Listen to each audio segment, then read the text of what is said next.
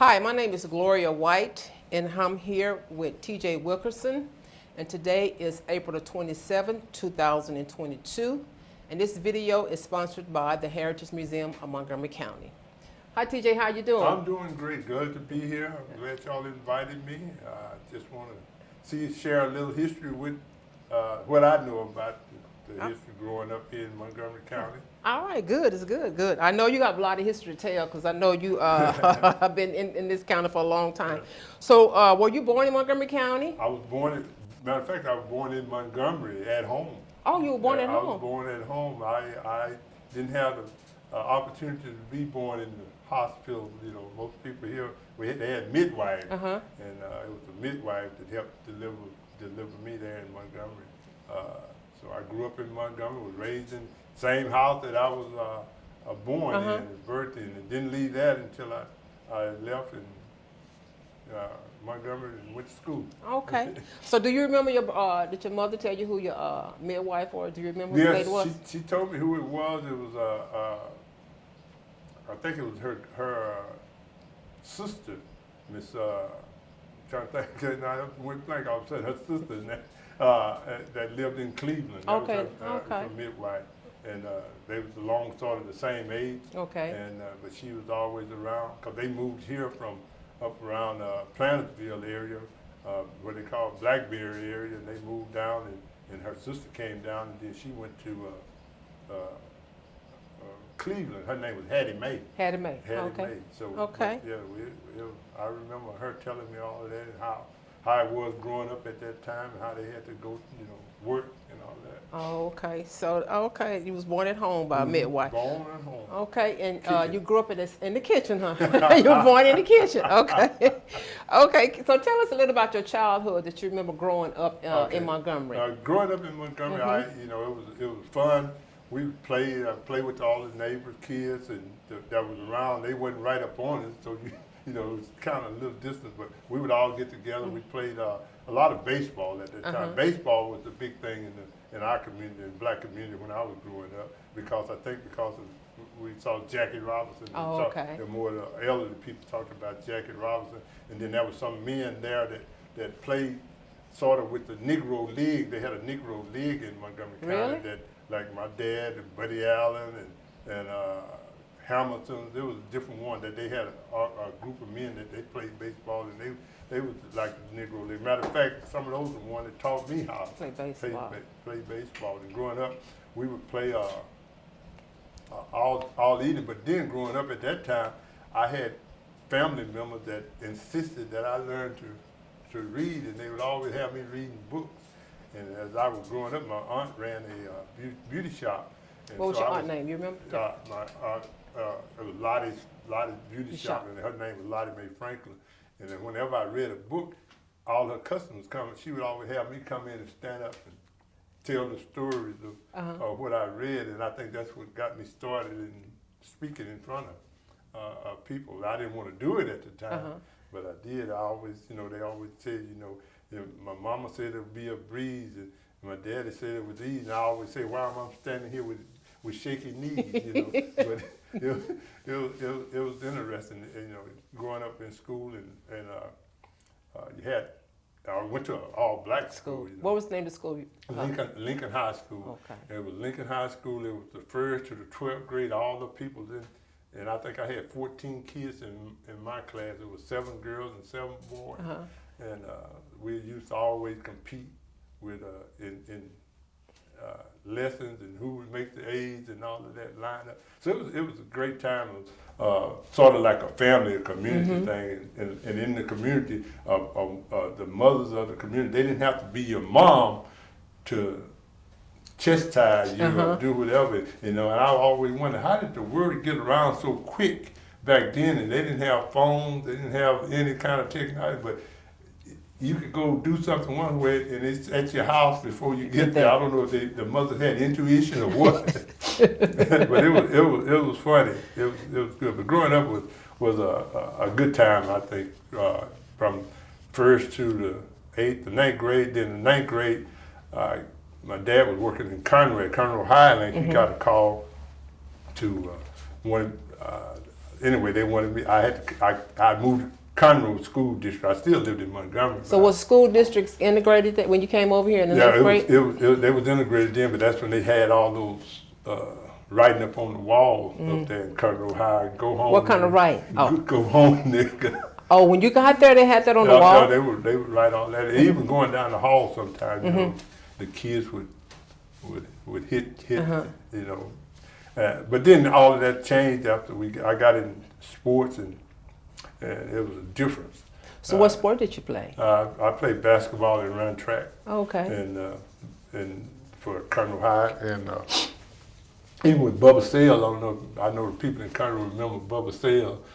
He was one of the stars that come through Colonel High in basketball, and we would go to some games or go off to, like we played Memorial or Spring Branch at that time, and people from the stand would be calling you that. Call you that word. Mm-hmm.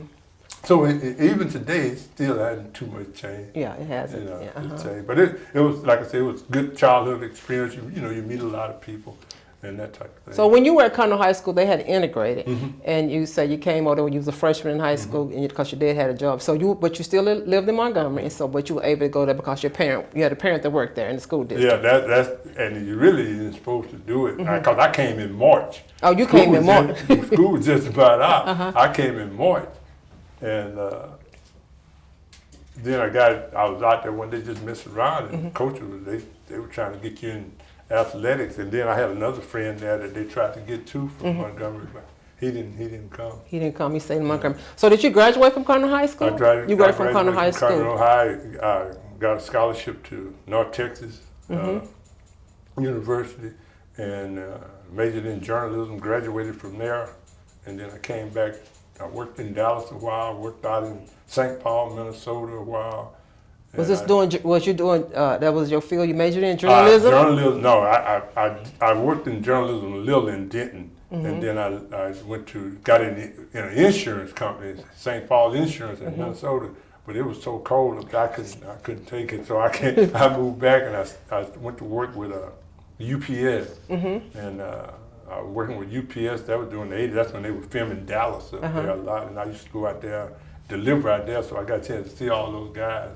You know, JR and all of them out there. Oh, the Dallas TV show. Oh, okay, TV show. Okay. It was something. Then I left there and moved to Houston. They was they needed another black guy with Exxon. That was the affirmative action. Oh, and they said they wanted another black person. I had a brother working there, and so I came down one Thursday interview and started work that Monday, January 7th, 1977, and then and up until now. Okay, so so it was very interesting. So when you were in high school at Conroe High School, did you have any black teachers there? I had Miss Garrett. I had that was the only one. And then had Coach Gibson in track, but Miss Garrett.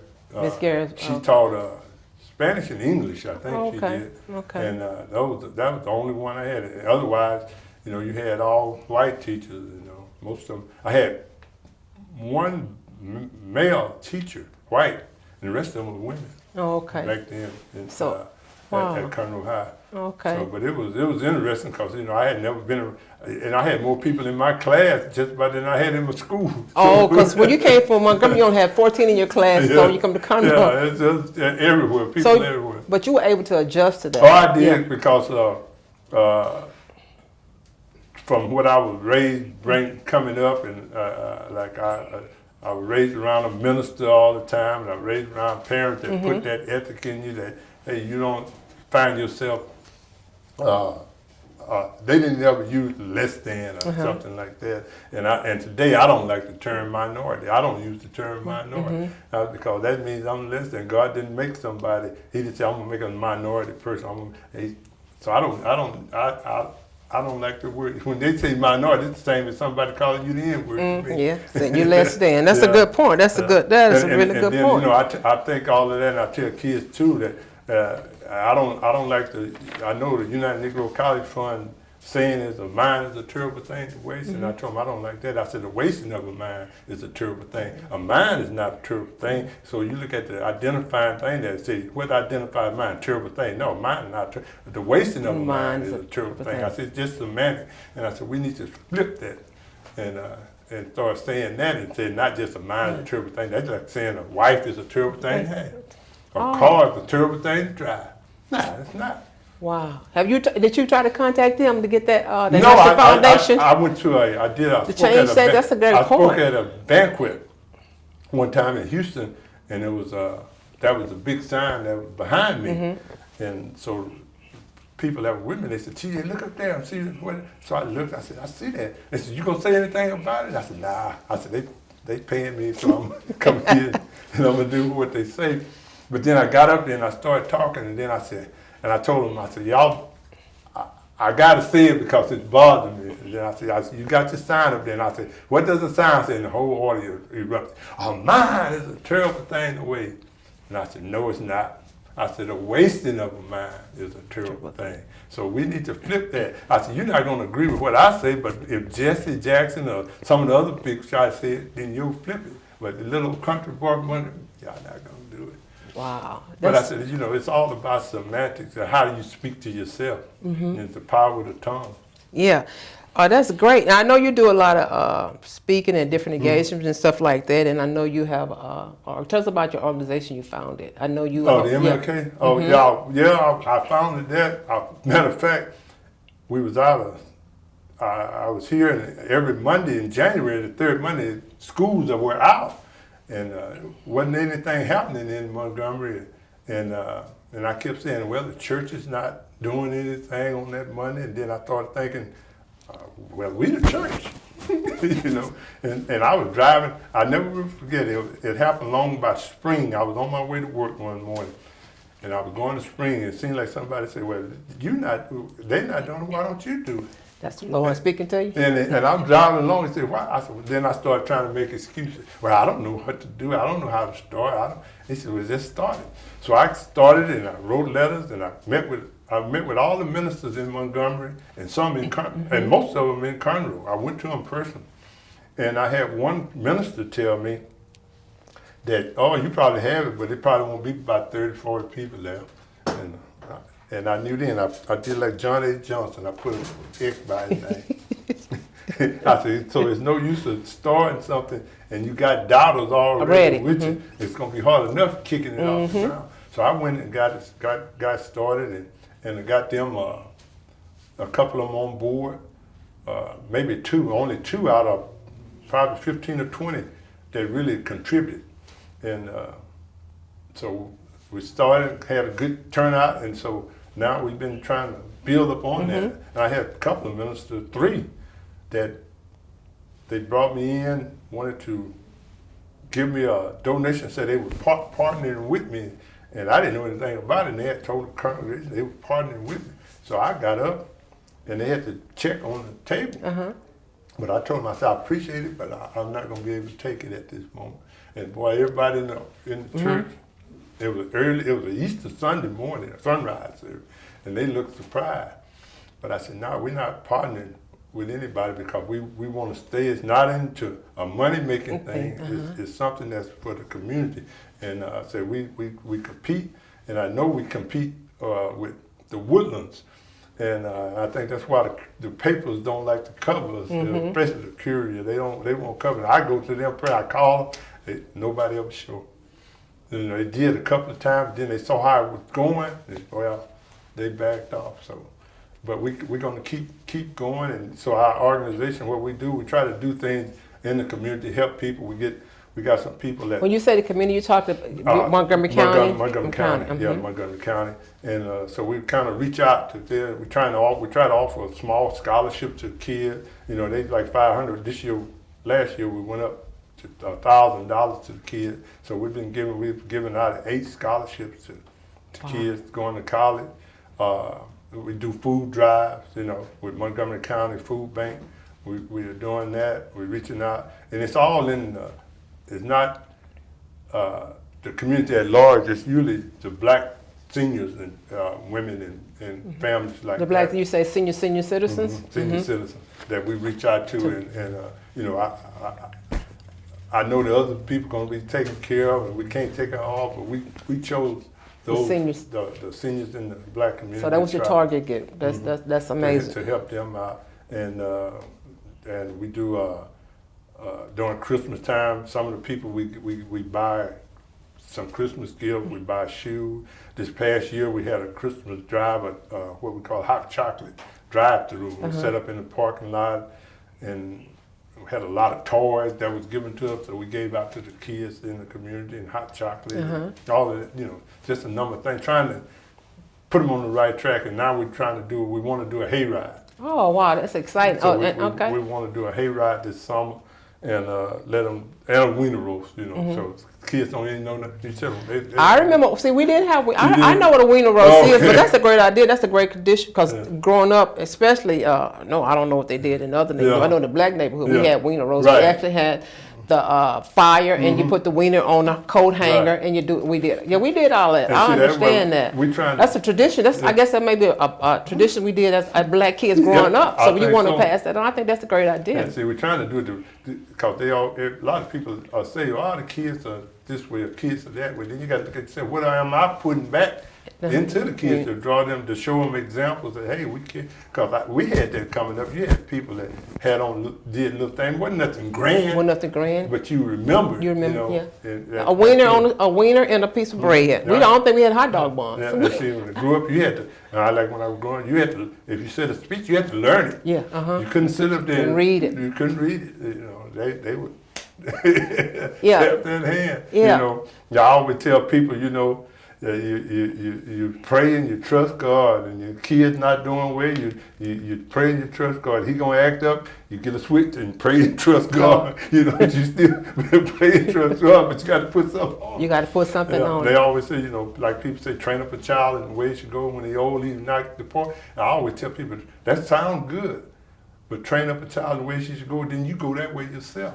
You're not on the child. Because he's looking at you. Because a child, you can say one thing, you can tell a child something, the right thing, but you do opposite, so the child is going to look at you. So if you're going to say go the right way, you got to go the right way too. You know, and I grew up and I was, my aunt liked poetry, so I guess that's why I kind of, in my talks, I kind of put poetry in there and try to find something that they, even your ex-president, he must have liked black poetry, Mr. Trump, because he always, that hat he got, Make America Great Again. If you look up Langston Hughes' poem, Let America Be America, it talks about let America be America again. And he had to get that theme started from Langston Hughes. Because that's what, you know, even Cory Booker mentioned it in that debate. He said, you know, but America was never America. To me, it's a long poem, but it's that theme he got come out of that poem. Come out a poem from Langston Hughes. So we just have to watch what they're doing, because everybody appreciate our history, but us for some reason. For some reason. You know, you look at Montgomery County, it's how it grew up, how it was here, you know.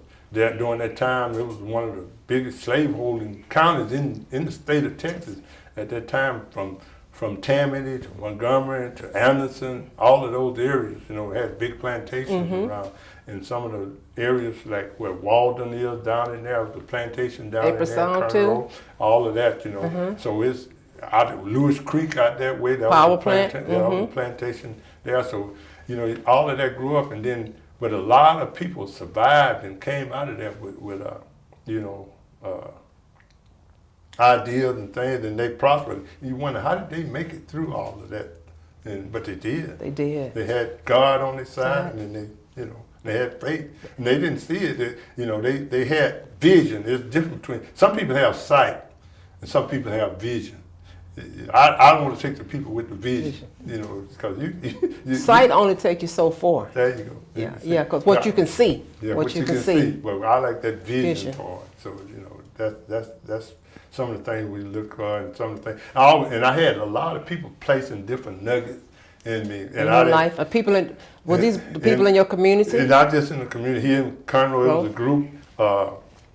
here in Conroe that really helped me out. You a remember lot. the It was group? a group of women. I'm trying to think of the name of them. I think his mother was part of it, Miss White and Miss Yates, Miss.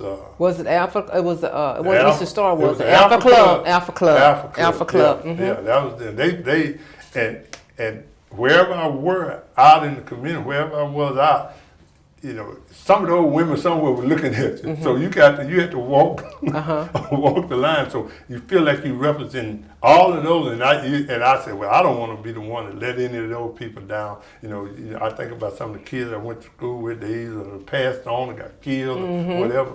And I said, you got that community there. You got the community in Montgomery, Doc, all around looking at you. So they never let me down. So even today, as I sit on city council, I probably wear a suit and tie in Montgomery, city council, and I wear a suit and tie to every meeting.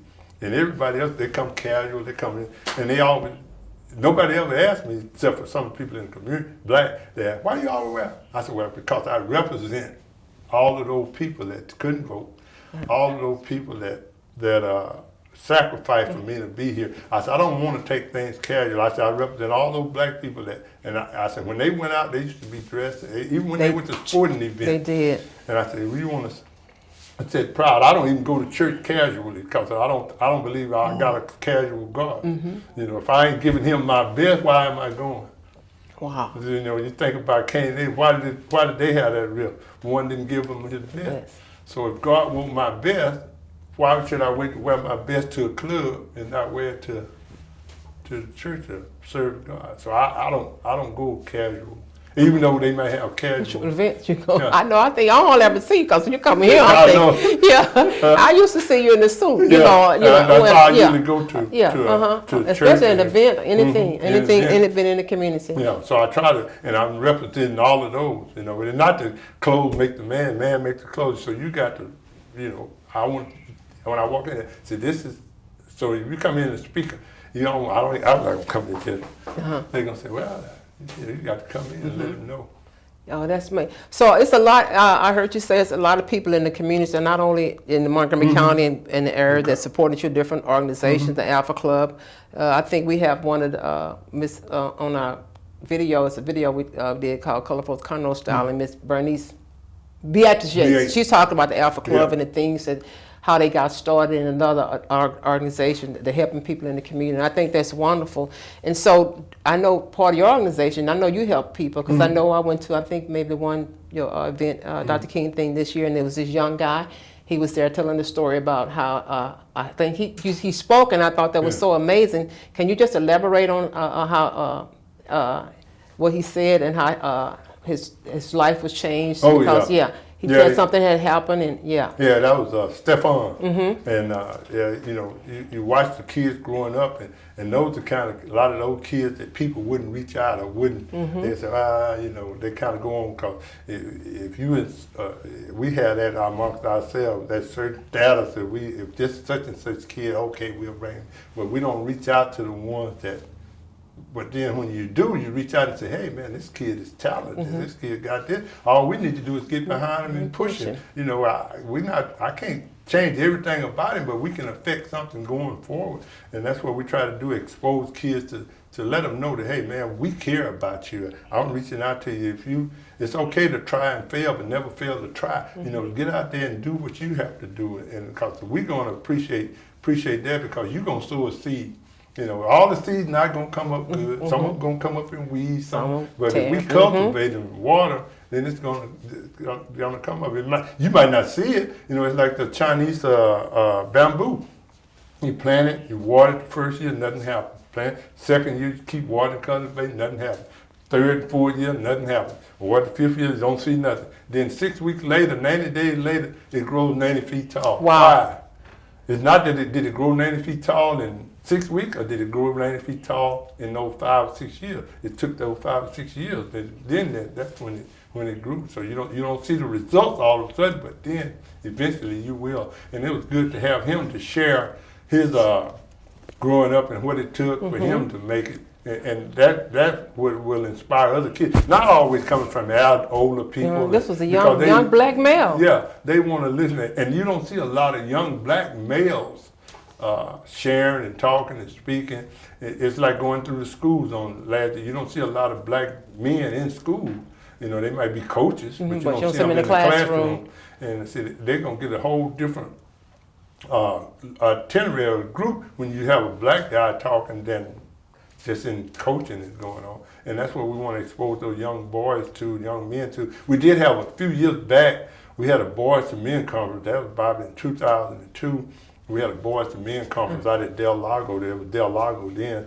And they made a great deal on us because I went to them and let them know what was going on. And, I mean, we had great support from kids, not just black kids, white kids, Hispanic. We had them all out there. And we had a guy from NASA, the director of NASA. He spoke, black guy. We had a couple of the attorneys around out of Houston that come down and spoke. And that was the idea I had because I used to do boys and men conference in Houston with Lee Brown, Police Chief Lee Brown. He was the mayor. Sylvester was a state representative then. We did it with him. It was through Reverend Wiggins Church, Gethsemane Baptist Church. He would always put it on. And they would always have me to come in and talk to the young kids, the young boys in the end.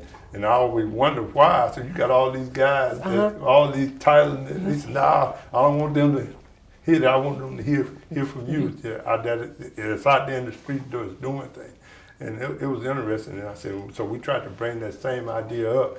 And right now, I think Judge Mack and I, we've been talking about it, trying to want me to probably do another conference, like boys to men conference. That's a great idea. For Montgomery County. And you know, and I came to, even when we did it, I came to all the churches again, the black churches in Conroe, Montgomery, and it's hard to get them to move off of center. I don't know what it is. You know, maybe I can tell them it could be your idea. It doesn't matter as long as we do something in the community. We can't complain about our boys hanging on the street, or wearing their pants down, or robbing, stealing, and we're not doing anything. It's easy to point your finger and say what they're not doing, but what are we doing? Yes, just like you said when you thought about the Dr. King thing, and you was driving, and you said, no, what about you? And then you tried to make excuses, but see, that's you tried to run from that. Yeah, you tried to run from that. And see, it's all right. They said, well, we got to pray about it. I said, yeah, that's good to pray, but you don't. They said pray without ceasing. I said, yeah, but if you go back and read Joshua 7th chapter and long in there all the way down to like 10th verse, they were praying because he was down on his face praying. God can't say, hey, get up, quit praying, it's time to go. You got to do some work. Yeah, you got to do some work. You can't just lay there and pray. You got to do some labor. You got to do some work. And I said, that's one of the things that drive me. I said, because when we talk about scripture and Bible, I said, we are hit the things that popular, but we don't get the down and dirty study and talk about it. Say, yeah, he want us to do that, but he also you say get up and time to go to work. Yeah, we have to sit there and work. You just can't wish and wait for somebody else to do it. So you got to listen when he say do it. That's amazing. So you've been doing a lot of wonderful things. You and your wife and your. Tell me about your. I know your wife is Ann, and then y'all kids. How many kids do y'all have? We got three kids, 2 boys and a girl, and she. Without them, I probably wouldn't be able to do all the stuff that I do because they support me. They'll say, well, what's next? I said, nothing. I don't believe that. Because they know you're a worker. So they say, well, you're going to come up with something. But they get behind us, and I try to involve them in it because when we're gone, we got to, like we said, we got to plant the seed. We got to lay a foundation for somebody else to carry it over. I'm the president of the Montgomery Memorial Cemetery Committee, and so we try to lay foundation. We came up with rules and regulations for the people that and we got it registered back in 2009. We got it historical cemetery. Cemetery marker. It took a while because I had to go out there and write and come up with the history and go back and do research because where the cemetery was at one time it was a guest meal. It was a meal where they made flour and different things like that out there. And what's the cemetery located? It's on 22915 1097, right on the corner of 149 and 1097 in Montgomery. And that was a meal, but then the church, Mount Pleasant Baptist Church, was founded in the graveyard, and then it grew out of that. They moved it from one part to another one, and then they purchased land, but Montgomery Mount Pleasant Baptist Church was founded in the graveyard. It's different between a graveyard and a cemetery. As a graveyard, Tell me. Graveyard is usually the church. The church is there, and you have to see a little graveyard thereby, and it's all usually the church members or family members of that particular church. That's okay. Cemetery where you can bring in all kind of people. You know, graveyard back then you couldn't bury. They didn't want you to bury somebody that was a different a religion or a different LBT. They didn't want that. That's why it's great. But then cemetery, you can take in anybody as long as you pay. Yeah. Okay. So we went back and did some research on that, and research I found. I went through the land grants right after the Spanish American land grants, and I saw where that particular spot was there, and it had some argument over it. And the plaque that they sent me from Austin said May 10th, 1831. Wow. And so my research stopped at 1863, and then when I started contacting the historical thing, and they sent me all this stuff. And first thing they sent it was in Spanish, and I couldn't read it. So I called them about it. Then they said, yeah, it's $8 to get it translated. I said, well, y'all. So they still made money. So I had to send them $8. They translated it and back in English. But it was back in right. It was before the blacks in Texas were before Juneteenth, 1865. Wow. So that cemetery. 1831. 1831, and wow. it was there, and a lot. Was the church there too? The church wasn't there then. The church started, they say around 63, but that was the old record, and it got CRCA, so they don't know the exact date. So we just they picked the date, and it had to be before that because if they were out there under brush arbors and lamps and stumps, that's what they was on, and so it had to be there. So in your discovery graveyard, did you find any people, descendants that's still alive in Montgomery area today? They are some, and then some of them moved away, but a lot of the people that's there, they still relatives still there in Montgomery and Darvin. Wow. They got Browns, you got Worshams, you got Peachbacks. I know you got Franklin. It's a whole array. A lot of people that's here, sort of like out of the cemetery over on the loop there. The McCowans and all that, the like black cemetery in front of that church.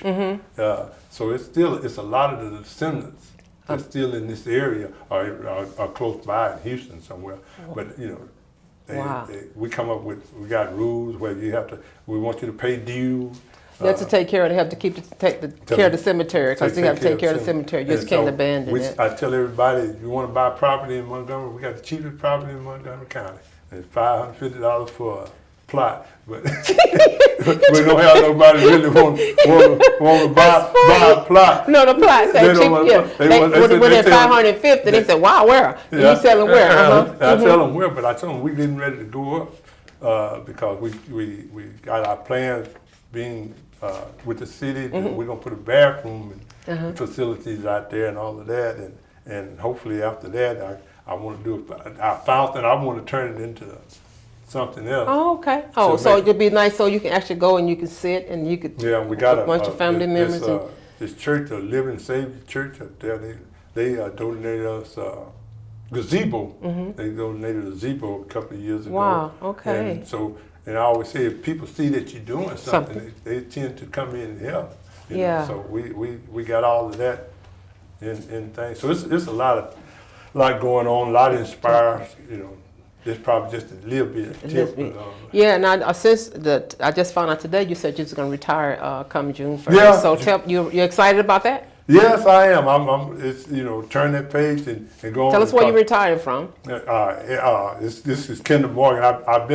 I started out with the USK. I started out with Exxon. I went to Exxon Park Gas sold to Tejas. Tejas sold to Entergen. Entergen sold to Shell Gas sold to Shell Pipeline sold to Kendall. I've been sold more than my ancestors, but I still been in the same spot. Same spot. And this, we deal with natural gas. We store it underground, bring it up, as you get a chance to see the end in action. Like the grid, they were talking about the power fed, and then I said it wasn't that the gas and stuff fell there. So they ain't telling the people the whole truth. Their instrumentation and stuff that what froze. I said, we didn't lose anything because we round the clock. You know, you had people out there that knowing what was going to happen. And I said, some of these companies just were caught with their pants down. They don't want to spend the money. They didn't want to do it. So it's easy to give out an excuse and people not know because most people are not going to do the research and to find out about it. But yeah, I am. How many years? 45. 45. 45 years and 5 months. 45 years and 5 months. And it's because people say, well, you see the light at the end of the tunnel? I said, no. I said, you don't know me. I don't use that. I said, I don't want the light to be at the end of the tunnel. I want the light to follow me all the way through the tunnel. I said, so that's what I said. That's how I look. I said, if you have this foundation, you believe in God, why do I want him to have the light at the end? I said, he got to follow me all the way. I said, cloud by day and by night. I said, so he didn't just wait at the end. I said, so we got to look at things and flip it. And look at things a little different. I said, that's just how I do it. That's how you do it. Okay, is there anything you would else you'd like to share with future generation that we're watching this video that you had shared? Something special. I know you do a lot of poetry and a lot of history. So I would like for you to close out with one of your favorite. Before you share something. Okay. Yeah. So think of something you want to share. One of your favorite poems or your favorite talks or something like that. But something else you might want to share that we hadn't talked about, a question I hadn't asked you about. I'd like for them to be servants, to work in the community, do what they can while they can for others. And, it'll come back to you some kind of way. It might not come back to you. It might come back to your grandkids or your great-grandkids. Because I don't intend to see everything that I've tried to plant around. It's going to come up generations down the road. One of my favorite poems, one of the favorite things I close with a lot of times is if you can't be a pine on the top of a hill, be a shrub in the valley. But be the best little shrub by the side of the hill, be a bush if you can't be a tree. If you can't be the highway, be a trail. If you can't be a sun, be a star. For it matters not in the size that you win or that you fail, but you got to be the best at whatever you are. You always got to give out and do your best. That's why I don't believe in that casual Sunday. Okay. But it's good because if I go there with back to this regressing the casual Sunday, what if I ask God and he said, well, I'm just going to be casual with you? Oh. Would I want that from him? Not a casual relationship. I'll give him that. So he ought to be able to give me the same thing. Same thing that I give do. him casual relationship. It's a lot. And if we take that word and we study that word, it's a lot in that word. And that's one of the things that I try to do now. I try to read and see. I like to know. I say, well, this lady, she church, even when they say, well, she churched the hem of the garment. Why? You don't hardly hear preachers go into detail.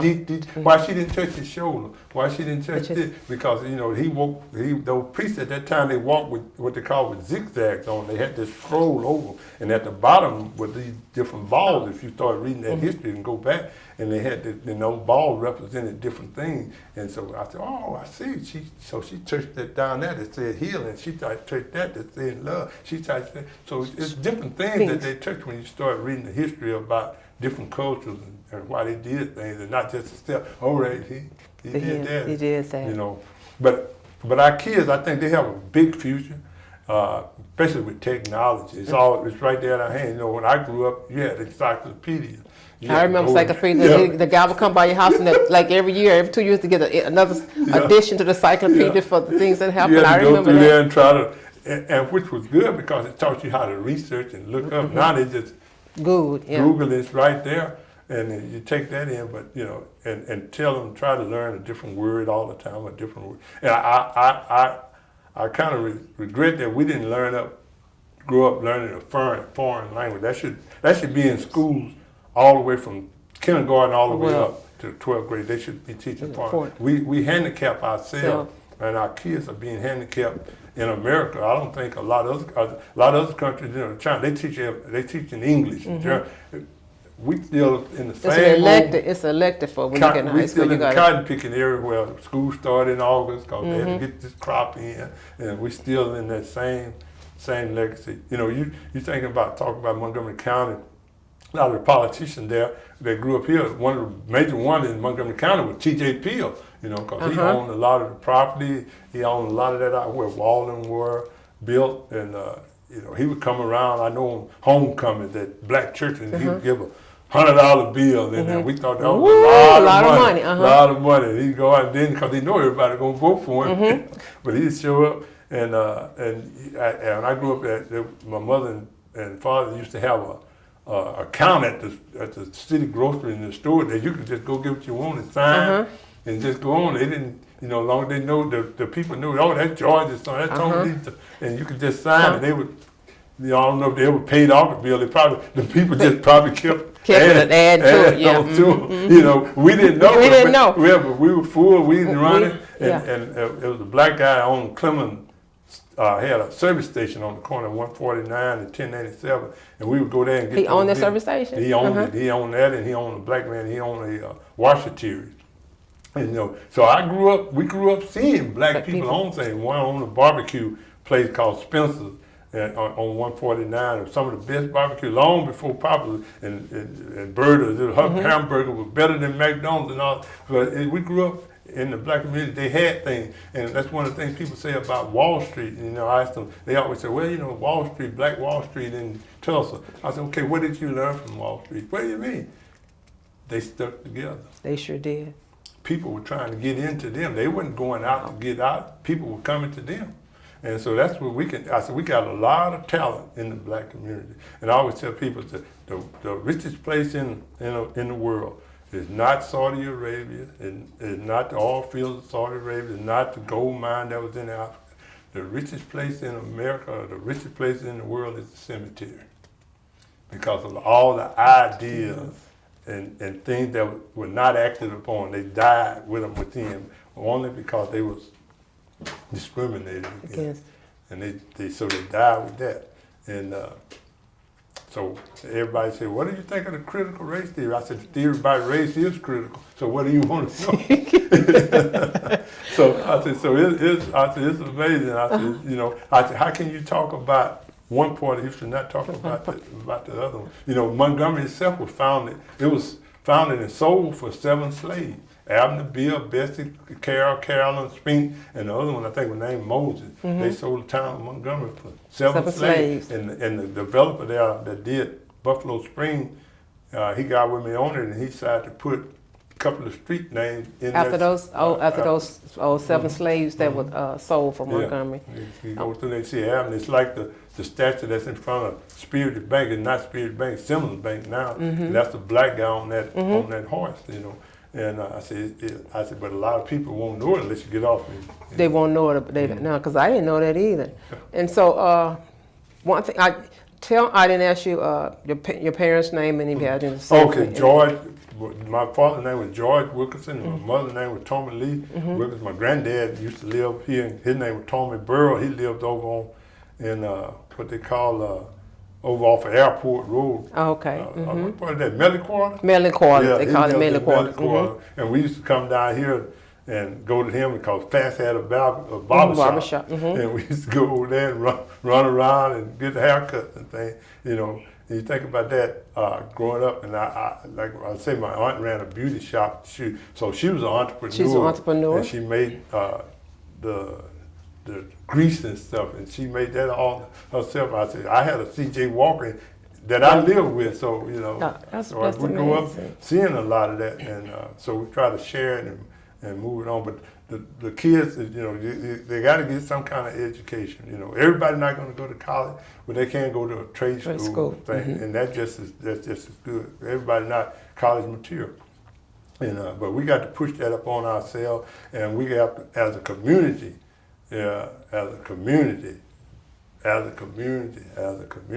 we got to do more. We can do more. We can do more. We can do more to help out. You know, just a little bit here, a little bit there, a little bit there. Whether it's calling an elderly person, or paying for some young guy go over and mow her yard, or something. You know, the work is hard. They always say hard is plentiful, but the labor is few.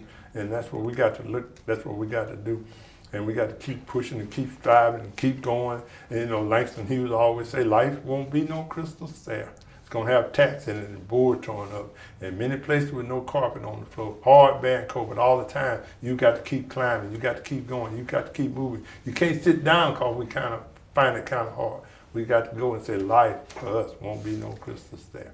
Okay. And that's what it is, you know. We got to have Can that we- Dr. King say, So, take excuse me. that first step even when you don't see the stairs. Okay, Mr. T.J. Wilkerson, I thank you so much for this interview. Oh, thank I y'all. appreciate your time and effort, and may Oh. God bless you and continue to keep you. All right, thank you. Thank you so much. very much. That was just my introduction. I just